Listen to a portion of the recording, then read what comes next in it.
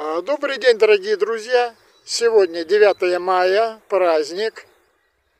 И смотрите, какая прекрасная погода. И давайте посмотрим, как нас, отдыхающих, государство охраняет, чтобы не было никаких несчастных случаев. Давайте посмотрим на машины, какие они красивые. Это машина МЧС.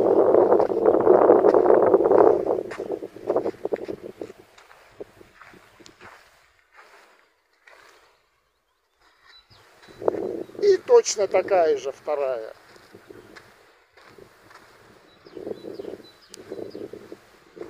Поэтому наши люди могут спокойно отдыхать везде. В любом случае нам придут на помощь. Всем доброго просмотра. До новых выпусков.